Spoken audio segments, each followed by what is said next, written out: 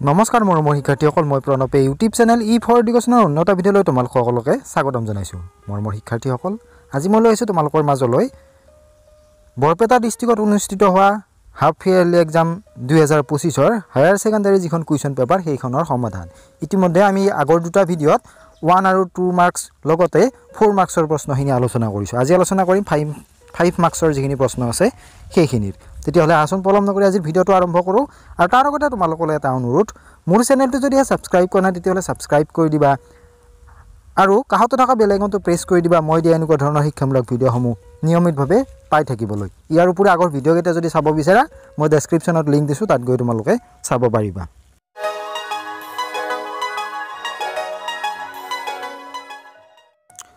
Question number 4, তলত দিয়া যিকোনো দুটা প্ৰশ্নৰ উত্তৰ দিয়া, প্ৰত্যেকটোৰ কাৰণে 5 নম্বৰকৈ দিয়া হৈছে। প্ৰথমটো হৈছে অসমৰ মাধ্যমিক শিক্ষাৰ প্ৰধান সমস্যাসমূহ আলোচনা কৰা। এইটো এটা অতি গুৰুত্বপূৰ্ণ প্ৰশ্ন, তোমালোকৰ ফাইনেলত অহাৰো সম্ভাৱনীয়তা আছে। অসমৰ মাধ্যমিক শিক্ষাৰ সমস্যাসমূহ তলত উল্লেখ কৰা ধৰণৰ।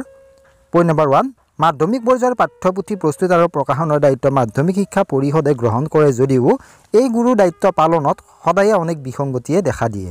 শিক্ষাবৰ্ষ আৰম্ভ হোৱাৰ লগে লগে পাঠ্যপুথি যোগান ধৰিব নোৱাৰা অৱস্থাই সদায় এক সমস্যাৰ সৃষ্টি কৰে। পইণ্ট নম্বৰ 2, অসমৰ বহুতো মাধ্যমিক বিদ্যালয়ৰ বৈষয়িক দিশৰ দুৰৱস্থাই এই শিক্ষাৰ গুণগত মান নিম্নগামী কৰি তুলিছে।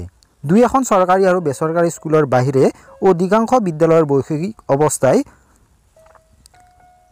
প্ৰয়োজনীয় শিক্ষা পৰিৱেশ গঢ় দি তোলাত ব্যৰ্থ হৈছে। পইণ্ট নম্বৰ 3, স্কুল পৰিদৰ্শকৰ অনুন্নত অৱস্থাত মাধ্যমিক শিক্ষাৰ এক গুৰুত্বপূৰ্ণ সমস্যা। যথেষ্ট সংখ্যক বিদ্যালয় পৰিদৰ্শক থকা স্বত্বেও পৰিদৰ্শন ব্যৱস্থা কাৰ্যকৰী নোহোৱাত মাধ্যমিক শিক্ষা নিম্নগামী হৈছে। পইণ্ট নম্বৰ 4, উপযুক্ত অৰ্হতাসম্পন্ন শিক্ষকৰ কৰ্মত নিযুক্তি নোহোৱাটো অসমৰ মাধ্যমিক শিক্ষাৰ ক্ষেত্ৰত এক গুৰুত্বপূৰ্ণ সমস্যা। পইণ্ট নম্বৰ 5, অসমৰ মাধ্যমিক শিক্ষা পৰ্যায়ৰ পাঠ্যক্ৰম দোষমুক্ত নহয়। এই পাঠ্যক্ৰম একমুখী হোৱাৰ বাবে কাৰ্যকৰী বিষয়ৰ অভাৱে শিক্ষাৰ্থীৰ জীৱনৰ লগত সম্পৰ্ক নোহোৱা কৰিছে।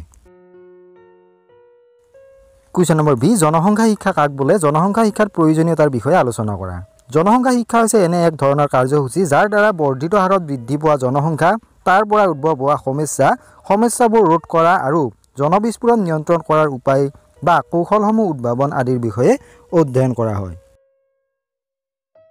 জনসংখ্যা শিক্ষাৰ প্ৰয়োজনীয়তাসমূহ তলত উল্লেখ কৰা হ'ল। পইণ্ট নম্বৰ 1, জনসংখ্যা শিক্ষাই জনসাধাৰণৰ মাজত প্ৰচলিত অন্ধবিশ্বাসসমূহ আঁতৰ কৰাত সহায় কৰে। ভালদৰে জীৱন অতিবাহিত কৰাৰ ক্ষেত্ৰত এই শিক্ষা অতি প্ৰয়োজনীয়। পইণ্ট নম্বৰ 2, জনসংখ্যা শিক্ষা আৰু পৰিয়াল পৰিকল্পনাৰ মাজত যে প্ৰভেদ আছে সেই বিষয়ে জনসাধাৰণক অৱগত কৰিবলৈ এই শিক্ষাৰ প্ৰয়োজন। পইণ্ট নম্বৰ 3, জনসংখ্যা বিস্ফোৰণে সৃষ্টি কৰা সমস্যা আৰু তাৰ সমাধান সম্পৰ্কে জনসংখ্যাৰ শিক্ষাৰ দ্বাৰা ছাত্ৰ ছাত্ৰীক অৱগত কৰাব পাৰি। পইণ্ট নম্বৰ 4, সুনাগৰিক কৰি গঢ়ি তোলাৰ ক্ষেত্ৰত এই শিক্ষা যথেষ্ট সহায়কাৰী। শেষৰ পইণ্টটো হৈছে সমাজত মহিলা আৰু পুৰুষৰ স্থিতি যে সমান সেই বিষয়ে জনসংখ্যা শিক্ষাৰ দ্বাৰা অৱগত কৰাব পাৰি। কুৱেশ্যন নম্বৰ চি, মহিলা সবলীকৰণ বুলিলে কি বুজা? মহিলা সবলীকৰণত শিক্ষাৰ ভূমিকা সম্পৰ্কে আলোচনা কৰা। উত্তৰটো হ'ব, নিৰ্দিষ্ট লক্ষ্যত উপনীত হ'বৰ বাবে প্ৰত্যেক ব্যক্তিয়ে কিছুমান কাম কৰিবলগীয়া হয়। এই কামবোৰ কৰিবলৈ বাবে সামৰ্থ্যৰ প্ৰয়োজন হয়। সামৰ্থ্য সৃষ্টি কৰা প্ৰক্ৰিয়াকে সবলীকৰণ বুলি কোৱা হয়। সবলীকৰণে এজন ব্যক্তিক কোনো এটা কাৰ্য সম্পাদন কৰিবলৈ অধিকাৰ প্ৰদান কৰে। ই ব্যক্তিক সঠিক সময়ত সঠিক ঠাইত সঠিক সিদ্ধান্ত ল'ব পৰাকৈ সক্ষম কৰি তোলে। মহিলাৰ ক্ষেত্ৰত প্ৰদান কৰা এনে সুবিধাসমূহকে বা অধিকাৰসমূহকে মহিলা সবলীকৰণ বুলি কোৱা হয়। মহিলা সবলীকৰণত শিক্ষাৰ ভূমিকা সম্পৰ্কে তলত উল্লেখ কৰা হ'ল। পইণ্ট নম্বৰ 1, মহিলাসকলৰ মাজত নিৰক্ষৰতাৰ হাৰ আঁতৰোৱাৰ বাবে চেষ্টা কৰিব লাগিব।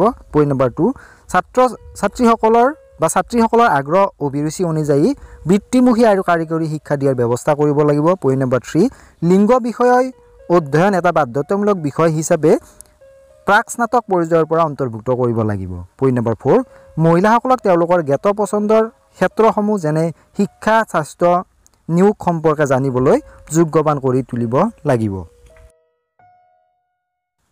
কুৱেশ্যন নম্বৰ ডি, শিক্ষণৰ প্ৰচেষ্টা আৰু ভুল শিক্ষণ পদ্ধতি বুলিলে কি বুজা? শিক্ষণৰ প্ৰচেষ্টা আৰু ভুল শিক্ষণ পদ্ধতিৰ শৈক্ষিক তাৎপৰ্যৰ বিষয়ে আলোচনা কৰা। উত্তৰটো হ'ব, এই শিক্ষণৰ প্ৰচেষ্টা আৰু ভুল শিক্ষণ পদ্ধতি এডৱাৰ্ড লি থৰ্ণ্ডাইকৰ সংযোগবাদ শিক্ষণ তত্ত্বৰ ওপৰত প্ৰতিষ্ঠিত। তেওঁৰ মতে শিক্ষণ হ'ল উদ্দীপক আৰু প্ৰতিক্ৰিয়াৰ মাজত সংযোগ সাধনৰ ফল। চমুকৈ ইয়াক SR চুক্তি তত্ত্ব বোলে। পৰিৱেশে উদ্দীপক প্ৰদান কৰে যাৰ প্ৰতি ব্যক্তিয়ে সংবেদনৰ জৰিয়তে নিজৰ প্ৰতিক্ৰিয়া প্ৰকাশ কৰে। উদ্দীপক আৰু প্ৰতিক্ৰিয়াৰ মাজত এই চুক্তি বা সংযোগ ক্ৰিয়াৰ পুনৰাবৃত্তিৰ দ্বাৰা শক্তিশালী কৰিব পাৰি। আমি যেতিয়া কোনো বিষয় নতুনকৈ শিকিবলৈ চেষ্টা কৰোঁ তৎক্ষণাত তাক বুজা বা আয়ত্ত কৰা আমাৰ বাবে সম্ভৱ নহয়। যেতিয়ালৈকে আমি কৃতকাৰ্যতা লাভ কৰিব নোৱাৰোঁ তেতিয়ালৈকে বাৰে বাৰে চেষ্টা কৰিব লাগে। ক্ৰিয়াৰ পুনৰাবৃত্তিয়ে ভুল নাইকিয়া কৰে আৰু শুদ্ধ প্ৰচেষ্টা অৱলম্বন কৰাত সহায় কৰে। অভ্যাসৰ বলত আমি নতুন বিষয় সহজে আয়ত্ত কৰিব পাৰোঁ। ক্ৰিয়াৰ পুনৰাবৃত্তিয়ে ভুল নাইকিয়া কৰে আৰু শুদ্ধ প্ৰচেষ্টা অৱলম্বন কৰাত সহায় কৰে। অভ্যাসৰ বলত আমি নতুন বিষয় সহজে আয়ত্ত কৰিব পাৰোঁ। ক্ৰিয়াৰ পুনৰাবৃত্তিয়ে এইটো সহজ কৰি তোলে। শিক্ষণৰ প্ৰচেষ্টা আৰু ভুল শিক্ষণৰ শৈক্ষিক তাৎপৰ্য তলত দিয়া ধৰণৰ। এই শিক্ষণ পদ্ধতিয়ে শিক্ষাৰ্থীক নিজস্বভাৱে পুনৰ পুনৰ চেষ্টাৰ দ্বাৰা বিভিন্ন বিষয়ত যোগ্যতা অৰ্জন কৰিবলৈ সক্ষম কৰে। শিক্ষাৰ্থীয়ে আকাংক্ষিত ফল পোৱাৰ আগতে ব্যৰ্থ চেষ্টা কৰিবলগীয়া হয়। শিক্ষাৰ ক্ষেত্ৰত শিক্ষাৰ্থী হতাশ হ'ব নালাগে। শিক্ষাৰ্থীৰ মূল লক্ষ্য হ'ব লাগে বাৰে বাৰে চেষ্টা কৰা। এই পদ্ধতিয়ে ক্ৰিয়াৰ যোগেদি শিক্ষাৰ ওপৰত গুৰুত্ব আৰোপ কৰে। মানুহে তেওঁলোকৰ দৈনন্দিন জীৱনৰ সমস্যাবোৰ এই পদ্ধতিৰ জৰিয়তে সমাধান কৰিব পাৰে। এই শিক্ষণ পদ্ধতিৰ যোগেদি বেয়া অভ্যাস ত্যাগ কৰিব পাৰি আৰু ভাল অভ্যাস গঠন কৰিব পাৰি। বুদ্ধিৰ প্ৰখৰ ল'ৰা ছোৱালীতকৈ অনগ্ৰসৰ বুদ্ধিৰ ল'ৰা ছোৱালীৰ এই পদ্ধতি বেছি উপযোগী।